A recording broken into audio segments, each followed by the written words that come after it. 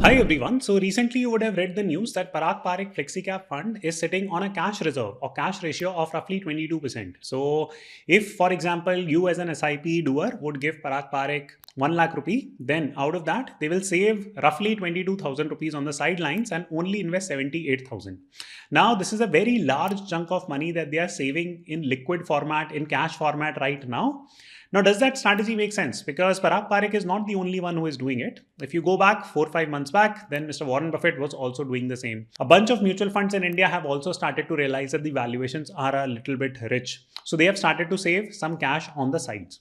Now, is this something that you should be doing? Should you be intelligently timing the market or not? Because if you speculate in when the valuations are high and if the valuation correction comes, then whatever new money you are putting now, it can very well go down by 20-30%. So on this video, I'm going to discuss 3-4 key topics. Number one, that should you be sitting on cash right now? My short answer there is yes, you should have significant cash reserve. I'll help you understand that with logic data. Number 2 point, I do believe that there is going to be a correction towards the end of 2025 or first half of 2026. This is my assessment. I can be wrong, right? But I'm planning my portfolio accordingly. I'll again talk from a macro point of view. Number 3 point, and most importantly, is that Indian markets are good. There is no problem fundamentally per se on Indian economy, on any of that thing. But long story short, I do feel that the large cap valuations have become really high and there is going to be little growth on that segment. So it's better to start learning more about micro cap, mid cap, small cap. Is that risky? Yes, it is. But unfortunately, we live in times where you have to learn this type of investing more. Just going and picking large cap stocks, which are at overvalued levels, it can hurt your portfolio. So these are 3-4 key topics that I'm going to cover. If you listen to this macro note in a more rational, open-minded way, then definitely it can help out your portfolio. So let's begin, and I'll set the context by talking about two trending things from an economics point of view in the year 2025. The first is the impact of US-China trade war, and second is the bond-related issue, right? So both these topics are very trendy. They are gaining a lot of traction in the market. A lot of people are rejigging, revamping their portfolio, looking at these two topics. So these two topics in itself are like 2 hour topics, but I will try to condense the information here. So let's first talk about US-China trade war. Now, is US-China trade war good for the world? Absolutely not. Does it create investment uncertainties? Absolutely yes. Does it hurt US? Yes. Does it hurt China? Yes. Does it hurt India? Yes. It hurts everyone. Why? Because the general GDP growth in the world will get hurt. Yes, one could argue that it might hurt US more, or it might hurt China more, or it might hurt India more. But long story short, this is not good for anyone. Now, this is something that all of us understand. But what we don't understand is that the impact of US-China trade war is not going to be felt today. It might be felt 1 year down the line. Okay. Now, this kind of is not fully absorbed into the stock market as per my understanding, because in the month of March, April, the stock markets in the US corrected very aggressively. I had been building a US centric portfolio from January this year, and I was sitting patiently. I did not do anything much on that. Many of my students are getting frustrated that you're not boss, you're not doing like anything. What's the point? But in April, I made majority of my investments on this portfolio. Now this portfolio is significantly up. So I waited for a correction. I waited to time that volatility. Should you do it? Should you not do it? Your call. Okay. I did it. It had worked out beautifully for me. You can see my portfolio here. I'm building a second portfolio now in the US, which is going to be a step up / step down SIP type of a portfolio. And again, I'm going to hedge it really well. So it does well, right? But long story short, this trade war uncertainty from a sentiment point of view, it gave me an opportunity to enter the US stock market really well, right? So I was able to do that because I got the valuations cheap in the month of April. In the month of April, the news was that, hey, you know what, there is going to be a full-blown war between US, China, and the entire stock markets went into a discount mode. Nasdaq, for example, corrected by 21%. Similarly, S&P 500 got corrected by a significant chunk.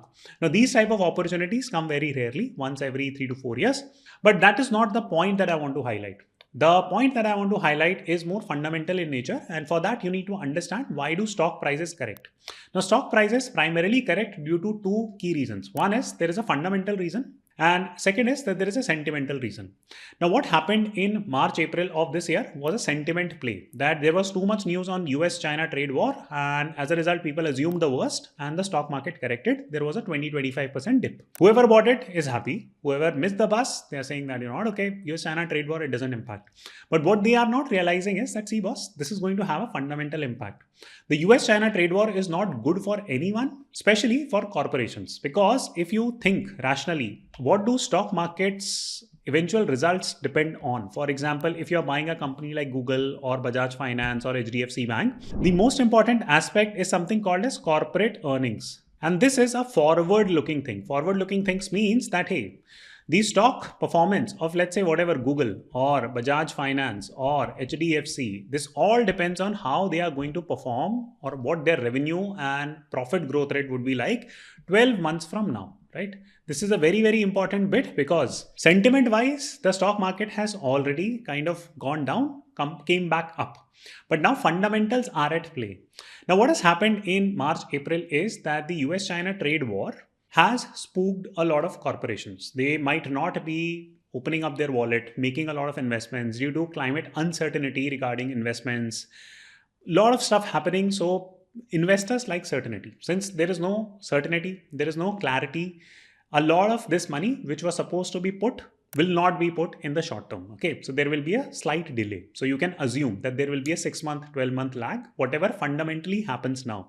There is a very high probability that this corporate earning, the growth rate of revenues and profits will come down. Now, is there data to back it up? Because that is the most important bit. So here you can look at two types of data. One is the GDP level data, that how is India's GDP going to grow, US's GDP going to go, and second is corporate earnings data. So let's look at GDP data first, and this is what the data tells us. And if you just zoom in on this tab, I have pulled out the numbers. You will see that US is expected to grow between 1.6 to 2.2%. And in 2026, this will further slow down to 1.3 to 2%.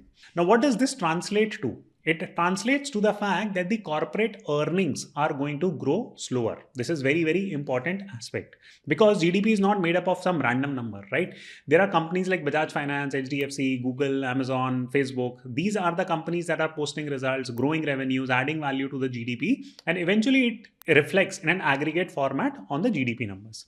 So this is the point. So GDP slowdown means that there is likely to be a corporate earnings slowdown as well. Now, what are the expectations on India? Because some of you might be thinking that, boss, what is the farak on India? It doesn't matter at all. This is like between US and China. So how does India feature in? It's actually beneficial for India. No, it's not, right? India is an emerging economy. We do depend significantly on US and or China, right?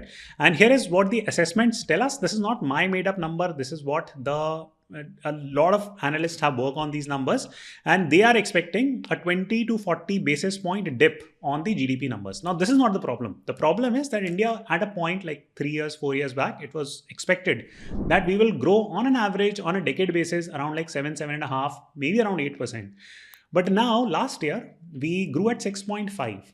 Now the forecasts are being revised to 6.1. This is not good, right? So the GDP growth rate data is clearly pointing to the fact that there is a slowdown that we are looking at. Now you can be a person who is just drunk on optimism. I cannot help you out, right? I mean, this is what the fact is, that the GDP data is not looking healthy. Someone needs to tell you this. You can bash me all you like, okay? So this is what the data tells us from a GDP perspective.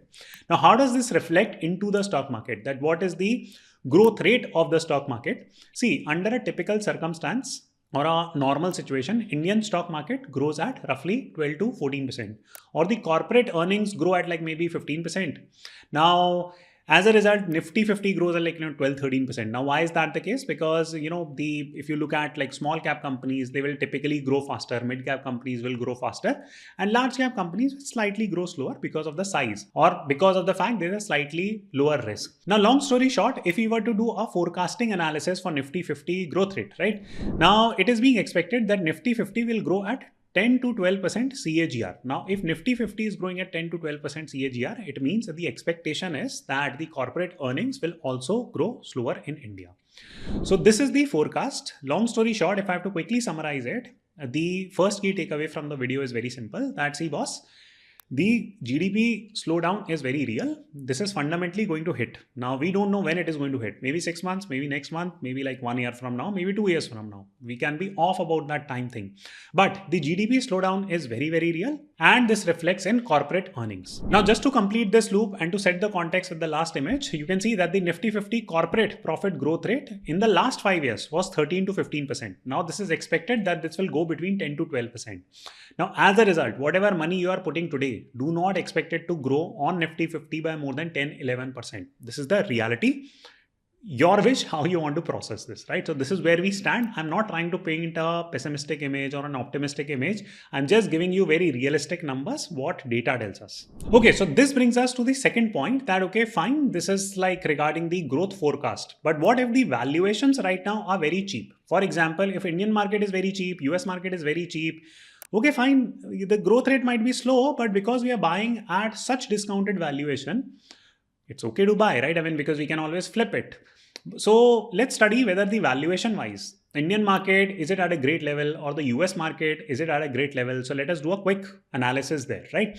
So let us look at now, when I say Indian market, it does not just mean Nifty 50. If you look at BSE 500, that consists of 500 stocks. Nifty 50 only comprises of top 50 stocks. If you go to mid cap, small cap categories, those are different segments.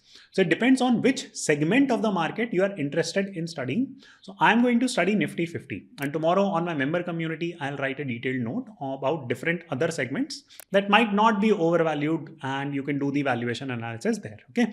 So let us quickly look at Nifty 50 analysis first. And here is where we are, that if you just check on ChatGPT, that what is the PE ratio of Nifty 50, you will see that it is 28.5. Now, usually a decent PE is somewhere around between 19 to 22, 23. That is what is considered to be a fairly valued PE on Indian markets. Now, what is the meaning of PE, right? So let me just quickly explain that. So PE ratio simply means that what is the growth expectation that the market is giving. And PE can be interpreted in multiple ways, right? For example, if the PE of the market is 28, this 28 might be okay. Assuming what? Assuming that this earnings, this is what the corporate earning point that I was speaking about earlier, that these earnings in the next 12 months or next 2 years grow very fast. Now, if that is happening, then paying a 28 PE today kind of makes sense. But if these earnings are not growing at a very fast rate, please understand that I'm saying earnings growth rate. I'm not saying that earnings become negative. Okay, earnings negative nahi. All I'm saying is that in the past, if the earnings growth rate was 12, then next year it would want to grow at 13%, 14%, 15%, something like this, right? So earnings growth needs to improve. So now adding both these data points, that the valuation indicates 28, earnings are expected to slow down. So what is happening on Nifty 50 right now? Well, one could say that, hey, it is bloated, right? So that's the simple point that I'm saying. From tomorrow, if the market goes up by like 1.5%, 2%, there will be 100 trolls who will come and start bashing me because they are idiots. Okay.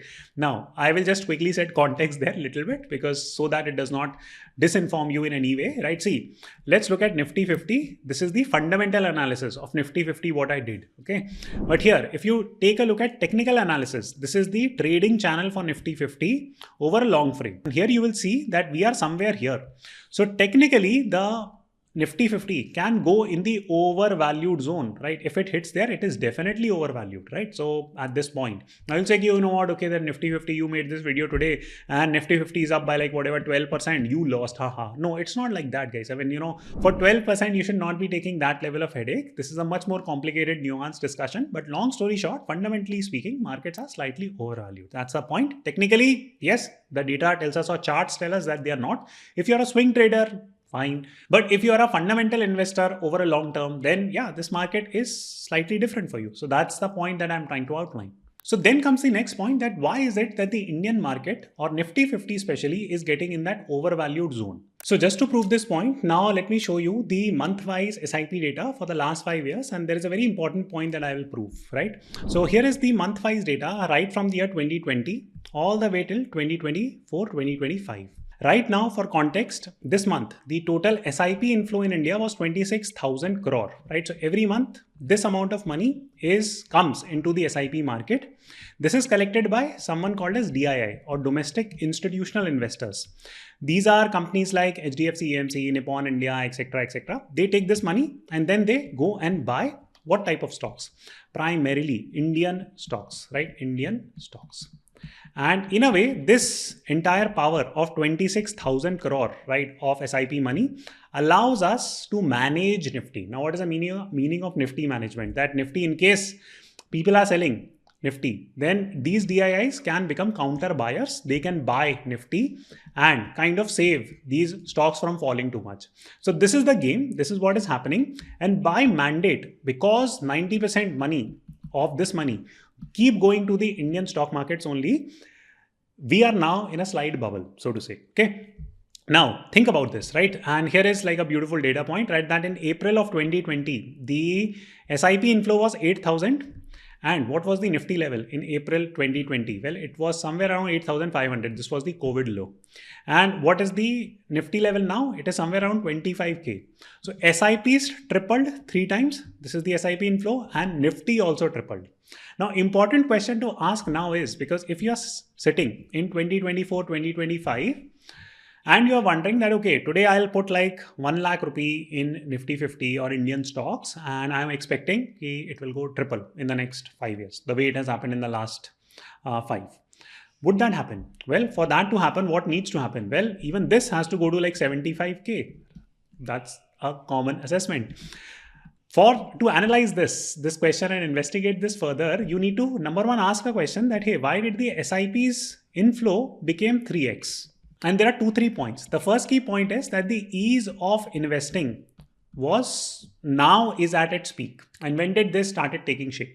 When did the most retail investors came into the market? Well, COVID. That's when a large chunk of retail investors came into the market. Why? Because Zerodha democratized, zero commissions broking and all that came into existence. Do you think that ease of investing will improve from this point? I don't think so. This is like as good as it gets. Anyone can open their app and, sort of start buying whatever they want. So this is not going to improve in the next 5 years. Second question then comes that, okay, maybe like salary levels are growing, right? And that is happening. High quality jobs are coming into the economy. This will reflect into the GDP growth rate. This is something that I touched upon earlier. If the estimates itself are telling us that our GDP growth rate is going to be 6.1%, then what is happening? Well, this is where the impact is going to be felt.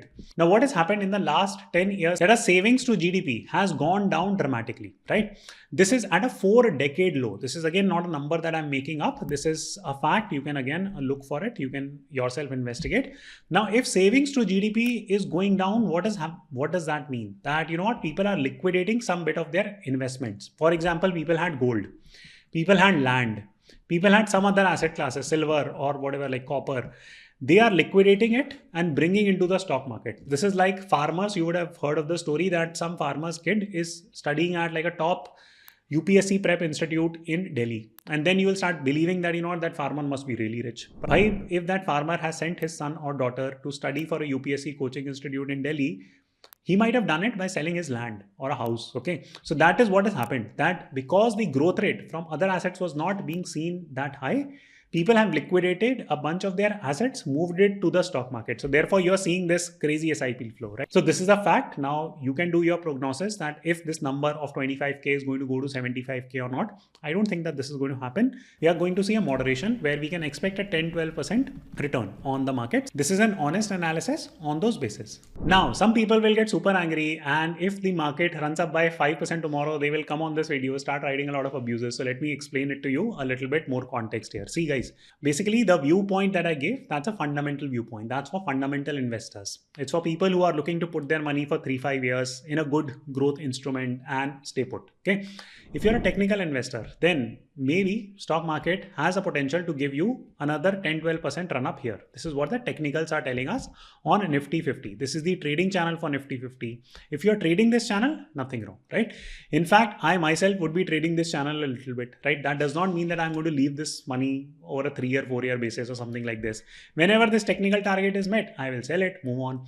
Recently, I cut almost 50% of my Indian stocks because of this reason. A lot of them were large caps. I had built a very good large cap portfolio. I've cut it. I have cut a lot of my index mutual funds also. Why? Because the growth prospects do not look that high.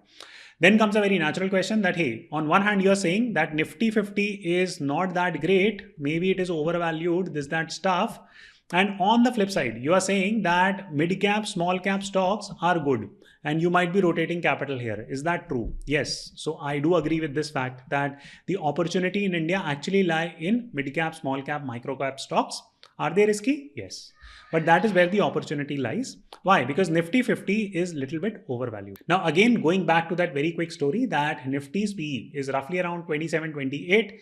Average PE would be somewhere around 18 to 22, 23. That's somewhat fair. It's already bloated. Max amount of SIP money is coming. Growth rate do not look that impressive. If fundamentals play out, we can see a correction. Now, does that make Nifty 50 horrid or you should never buy large cap stocks? No, nothing like that. For example, if you get an opportunity to trade this channel, for example, here we are seeing the channel for Nifty 50. It's worth trading, right? If you see such a channel getting found for Bajaj Finance, I recently exited my position on Bajaj Finance where, right, when it hit this peak, right, this was the channel that I was trading, right? So I exited my positions here, khatam baat, right? And since then it has actually fallen and is going sideways. Now it might consolidate a bit and then it can give a breakout. Then we will see what to do with it. So when it comes to large cap companies, this is the game that you need to play. Then comes the next natural question that, okay, then why is it that you're bullish on mid cap, small cap, micro cap type of companies in the Indian space? See, again, from a macro point of view, what is happening is very simple, that every country, be it the US, be it China, be it India, they have to create a base of local manufacturing companies on certain products. It could be data centers in the US, which is their biggest play. In China, it's tech, it's low-end manufacturing, mid and high-end manufacturing. They do all kind of manufacturing. In India, it would again be domestically driven companies. But in India, we have to be a little bit careful. Why? Because there will be a lot of dumping that will be done by China in India going forward. So this is the point, right, that you need to understand. For example, a lot of manufacturers, local manufacturers will get hit. And there are two things that you need to remember about Indian mid-cap and small caps. And I've been researching a lot. So the first key thing is that there can be a lot of dumping by China. Because if China is unable to send stuff to the US, and they are the best low-cost manufacturer on per quality basis, they are going to dump into a market like India, right, which is really hungry for low-cost products, right? So here there will be a lot of dumping done. You will say, no, aisa nahi hota, government will handle. No, right? Please go read what was happening in 2022, 2023. Again, massive correction came in Indian stocks. Why? Because there was a lot of dumping that was done by China onto Indian companies. Big case study here will be APIs, right? So for example, pharma is a very big enterprise for us, right? And almost 75% of raw material that we get for our pharma companies, we get it from China. Now, if China starts dumping that on us, so we can see a lot of correction on these mid-cap, small-cap stocks, large-cap stocks, or every different type of stock here, okay? So this is one, right? So this is the first key thing that you need to worry about, right, in terms of the overarching viewpoint on small-cap, mid-caps. The second key point is cost of capital, right? So cost of capital means at what rate are these small-cap, mid-cap companies borrowing in order to put factories, in order to hire more people, in order to create products, etc., etc., okay? Now, what is happening is that because the bond market yields has gone up, you might be reading about that Japan has also said that they might face a crisis worse than that of Greece. US has also said that. All these countries are saying it. So what is the meaning there? In simple words, bond yield means that what rate of interest you're offering for people buying bonds from you. So US Treasury has gone up above 5%. So that is the rate of return that US Treasury is offering in a way, right? Now that is crazy high rate of interest. Now what does that impact, or how does that impact the world? Well, it increases the borrowing cost. Who gets impacted the most by borrowing cost? Small cap, mid cap players, okay? Now, companies that can handle this cost of capital rise are the ones that are going to survive. For example, if you can identify very good tech companies, right? Software, SaaS, all these companies, some very lean manufacturers, companies that have already built a very good brand, they already have large scale infrastructure which they can monetize. All these companies are going to benefit. So accordingly, you need to prepare your list, okay? Now comes a natural question that, hey, then why is it that you're saying that, you know what, large caps are overvalued? What about like mid cap, small caps? See, the thing about mid cap, small cap is that they also have a PE ratio. In small cap, mid caps case, the earnings growth rate can be really, really fast. Now, if you just use an example, for example, if you consider, let's say, HDFC Bank. Now, HDFC Bank will grow at like maybe 12 to 15%, right? That's its baseline growth rate. But if you consider a small finance bank, its growth rate might be 20, 25%. So even if the PE valuation is high for a small cap, mid cap company, it can still offset if the earnings growth rate is really fast. Now, am I saying that you should buy small cap, mid cap stocks right off the bat? No. In fact, I'll release a list tomorrow where I'll discuss more mid cap, small caps on my YouTube member community. But long story short, the point on small cap, mid cap aggregation is that you should buy the dips. Similarly, you should buy the dips on large cap if you get an opportunity, but generally avoid. This is a great market to sit on cash. I myself have cut 50% of my India portfolio. I'm sitting on huge tons of cash. Whenever the opportunity comes, I'm going to buy bhar ke. Okay, so that's what I'm going to do. I did the same in the US stock market and it has generated very good results. This is a buy on dips market. You have to wait for bad phases in order to aggregate. This might not be very enticing for you. It will not give you like a lot of things to do in the stock markets. But honestly, if you want to be a profitable investor, you have to be deeply patient in times like these. Do not unnecessarily rush to buy stuff. What many mutual funds are doing are kind of right, that they are saving cash. Zabardasti ki investing karne se, there is no benefit, right? So that's the note that I'll leave you with. I hope you enjoyed this video and I'll see you soon.